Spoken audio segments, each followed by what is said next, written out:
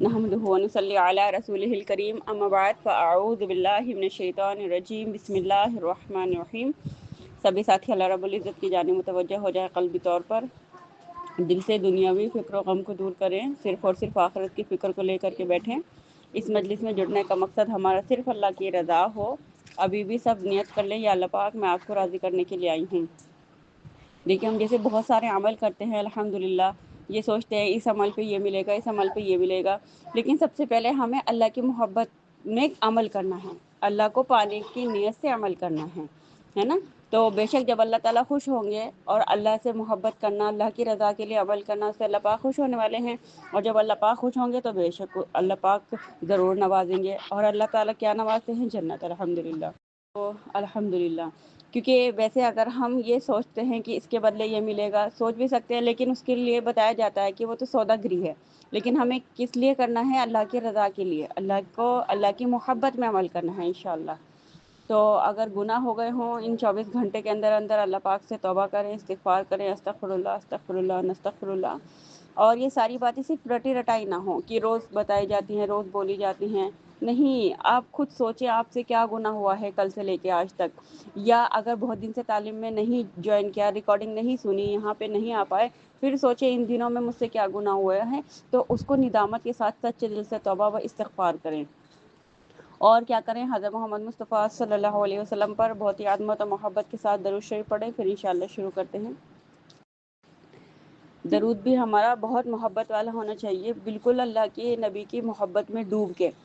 اور جب بھی درود شریف پڑھیں تو تصور کریں اس 1400 سال پہلے زمانے کا، ہے نا۔ اور یہ بھی تصور کریں کہ جب صحابہ نبی پاک صلی اللہ علیہ وسلم کے جانے کے بعد درود شریف پڑھتے تھے تو ان کو کیا محبت ہوتی تھی، کیونکہ جیسے میں نے ایک واقعہ بتایا تھا کہ جب اللہ کے نبی دنیا سے رخصت ہو گئے تھے تو جب حضرت بلال رضی اللہ عنہ جب چھت پر چڑھے ہیں اذان دینے کے لیے، تو جب آئے اس بات پر اشہد ان محمد الرسول اللہ، تو اتنا زیادہ روئے، اتنا زیادہ روئے کہ آواز بند ہو گئی، اور کہا کہ میں اب سے جو ہے اذان نہیں دوں گا، اور چلے گئے، ہے نا۔ وہ تو دوبارہ حضرت حسن حسین رضی اللہ عنہ کی فرمائش پہ انہوں نے اذان دی ہے، نہیں تو انہوں نے قسم کھائی تھی۔ تو اب آپ سوچو وہ زمانہ واپس آ گیا تھا لوٹ کے، گویا کہ ایسا محسوس ہوا تھا۔ تو وہ چیز بھی ہمیں محبت میں بہت زیادہ اللہ کے نبی کے دور میں پہنچ جانا ہے، امیجنیشن کے ذریعے، جیسے کہ ہم اپنی سوچ کے ذریعے پچھلے 2 سال پہلے چلے جاتے ہیں، 10 سال پہلے اپنے بچپن کی باتیں یاد کرتے ہیں، تو ایسا لگتا ہے جیسے ہم وہیں پہنچ گئے ہوں۔ تو جب بھی درود شریف پڑھیں تو وہ زمانہ یاد کریں، اللہ کے نبی کی قربانیوں کو یاد کریں، اللہ کے نبی کی ہم سے محبت کو یاد کریں۔ اور ابھی جو ہم نے کل بتایا تھا کہ اللہ کے نبی کے خاطر اللہ تعالیٰ نے پوری کائنات کو بنایا ہے، کیا اللہ کے نبی کا نور تھا، ہے نا، جس سے اللہ پاک نے جنت کو، قلم کو، اس طریقے سے ہم نے کل بتایا تھا، الحمدللہ بنایا ہے۔ اور آداب کی بھی رعایت کریں، کیونکہ ادب بہت ہی ضروری ہے نا، علم حاصل کرنے ہر ہی چیز میں ادب بہت ضروری ہے۔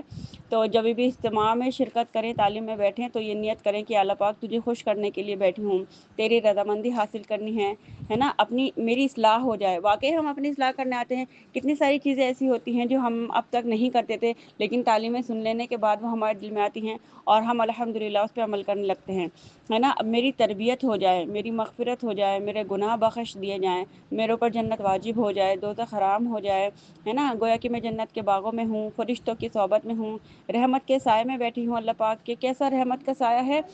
ایک خاص قسم کی سکینہ ہے، ایک خاص قسم کی رحمت ہے، اور فرشتوں نے ہم کو گھیرا ہوا ہے الحمدللہ، اور ہمارا ذکر اللہ تعالیٰ وہاں کر رہے ہیں۔ اب آپ سوچو، یعنی جو اللہ کا ذکر کرتا ہے اس کا ذکر عرش پر کیا جاتا ہے نا، اور کس کے سامنے؟ کتنے پاک پاکیزہ مخلوق، فرشتوں کے سامنے، الحمدللہ، عرش کے چاروں اور۔ تو الحمدللہ ثم الحمدللہ، یہ اللہ پاک کا ہی فضل و کرم ہے، اور اللہ پاک کس کو یہاں پہ بیٹھنے کی توفیق دیتے ہیں؟ جن کو اللہ تعالیٰ محبت کی، کتنی محبت کی نظر سے دیکھتے ہیں؟ 70 محبت کی، رحمت کی نظر سے دیکھتے ہیں، انہی کو یہ توفیق ہوتی ہے، ورنہ سو بھی رہے ہوتے ہیں، ہے نا، یہ کچھ اور کام میں لگے ہوئے ہوتے ہیں، یا کسی کے گھر گئے ہوئے ہوتے ہیں، لیکن کیا ہوتا ہے، سب کچھ چھوڑ چھاڑ کے آ کے یہاں پہ اللہ بٹھاتے ہیں۔ یہ بھی اللہ پاک کا ہم پر بہت ہی بڑا فضل و احسان ہے۔ اور ہمیں یہ سوچنا ہے، بہت ادب سے سننا ہے، بہت دھیان سے سننا ہے نا، یہ سوچنا ہے کہ انشاءاللہ میں سننے کے بعد عمل کروں گی، ہے نا، اور اس کو دوسروں تک پہنچاؤں گی انشاءاللہ۔ چلیے، یہ تھے ہمارے الحمدللہ